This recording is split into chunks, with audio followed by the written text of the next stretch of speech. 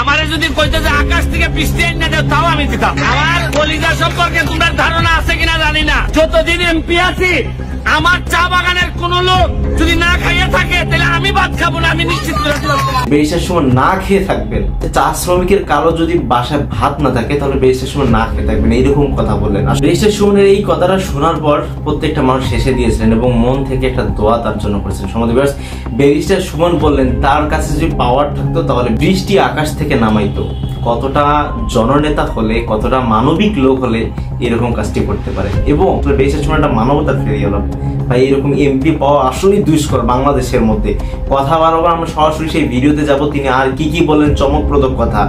না টেনে পুরো ভিডিওটি দেখুন, ভিডিওটি না দেখলে পুরোটা মিস করবেন। বিশেষ করে আজকের ভিডিওটি, আজকের বক্তব্যগুলো হৃদয় ছুঁয়ে যাবে আপনার, যেটাতে আপনি সেলুট দিতে বাধ্য হবেন।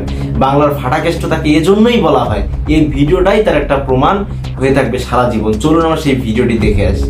আমারে যদি কইতে যে আকাশ থেকে বৃষ্টি এনে দেও তাও আমি দিতাম। আমার কলিজা সম্পর্কে তোমার ধারণা আছে কিনা জানি না। যতদিন এমপি আছি আমার চা বাগানের কোন লোক যদি না খাইয়ে থাকে তাহলে আমি ভাত খাবো না, আমি নিশ্চিত করে দিলাম।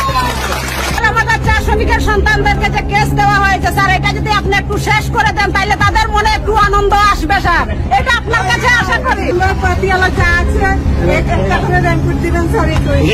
রেনকোট কতজন আছে শোনো, একটা রেইনকোটের কথা কইছে যে বৃষ্টির মধ্যে আইলে একটা পাতা তোলার লাগে রেইনকোট লাগবো। আমারে যদি কইতে যে আকাশ থেকে বৃষ্টি এনে দেও তাও আমি দিতাম। আমার কলিজা সম্পর্কে তোমার ধারণা আছে কিনা জানি না। রেইনকোটের লাগিয়া আমি নিজাম চৌধুরীরে বইলা যাইতেছি, রেইনকোটের লাগিয়া আপাতত 1 লাখ টাকা আমি বরাদ্দ দিলাম, তুমি আগামী সপ্তাহে কিনে যতগুলা হয়। এরপরেও যেগুলা বাকি থাকবে তোমাদের জন্য কিনা হবে। তোমাদের নাচঘর, মন্দির, রাস্তা, প্রাইমারি স্কুল, বাচ্চাদের পড়াশোনা, এই 4টা কাজ না শেষ করে আল্লাহ যেন আমার পৃথিবী থেকে বিদায় না নেয়, আমি এটা শেষ করে দেই। আমি শুধু বক্তব্য দিতে আসি নাই।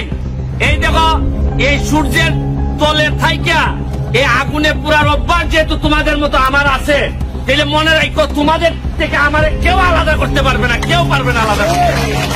আমি আশা করি, দোয়া করি, আশীর্বাদ করি তোমরা যে গাছের চারাটা আজকে দিয়ে যাব, মনে করবাই এই গাছের চারাটা আমার একটা বাচ্চা তোমাদের কাছে দিয়ে দিছি পালার জন্য।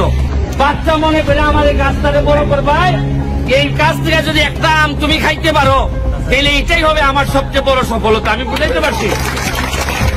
আর এমন ভাবে খালি দেওয়ন্দি না, সারা মাধবপুর সোনারঘাটে 2 লাখ আমের চারা লাগাইতেছি। এমন মিঠা বানাইবো, কারণ সারা জীবন নেতারা তো তোমরা বিষই খাওয়াইছে। মিঠা হইব, মিঠাই ঠিক কাটছিল। আর হইল গিয়া এমন ভাবে মিঠা বানাইবো আমি, অন্যান্য চা বাগান, শ্রীমঙ্গল, মলিবাজার, ওইসব চা বাগানের লোকরা আফসোস করতো, আহারে দেওয়ন্দি বাগান থেকে যদি একটা মেয়ে বিয়ে নিতে পারতাম, বুঝছো নি?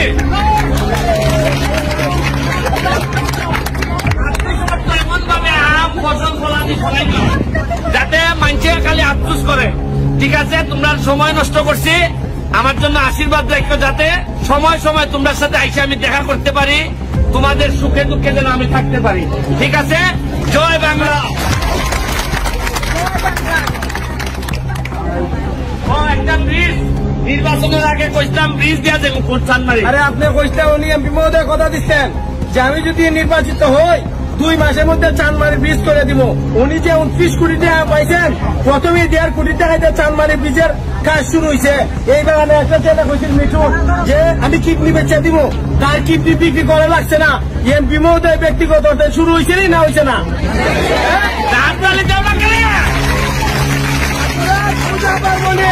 আনন্দ উৎসবে সবসময় আপনার এমপি মহোদয়কে পাইবেন।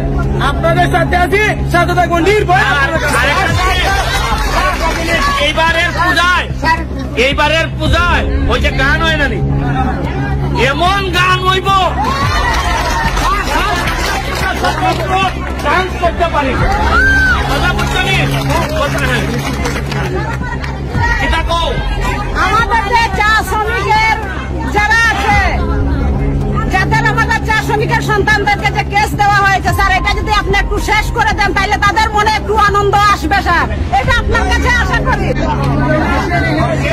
হ্যাঁ হ্যাঁ, কেসটা যেটা আমাদের দেওয়ানি চা বাগানে যে আছে, আমি তো আগে যেগুলো পাইছি, এখন আইসা নতুন এমপি হিসাবে তোমাদের যেন কোন ধরনের অসুবিধা না হয় এটা দেখার জন্য তো আমারে ভোট দিছো তোমরা। সব বিষয়ে আমি চেষ্টা করবো। আর চা বাগান মনে রাখবা, চা বাগান হচ্ছে গিয়ে এটা তোমাদের রুটি রুজির জায়গা। যারা মালিক পক্ষ আছে তোমরা এক পক্ষ, দুই পক্ষ সুন্দরভাবে চললে, ভালোভাবে চা বাগান চললে তোমাদের দাম থাকবে। নাইলে আমি আইসা কয়দিন তোমরা চাল দিব। আমি মালিক পক্ষরা অনুরোধ করব, আপনাদের সন্তানেরা সন্তান মনে করিয়া যেভাবে যাতে অসুবিধা না হয়, অসুবিধা হইলে তো আমিও আছি, আমরা সবাই মিলে মালিক পক্ষ, তোমরা এমপি সবাই মিলে যেন সুন্দরভাবে বাগানটা চলে, বাগান চলতে যেন কোনো অসুবিধা না হয় এইদিকেও তোমরা খেয়াল রাখবা। কথাটা বুঝছো নি? আর যে কোনো বিপদে আমি তোমাদের শ্রমিকদের সহযোগিতায় যা যা লাগে তোমরা আমারে পাইবাই।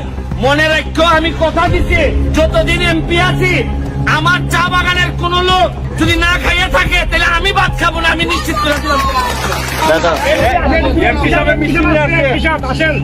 আপনাদের এমপি সাহেব মিষ্টি নিয়ে আসছে, আসেন।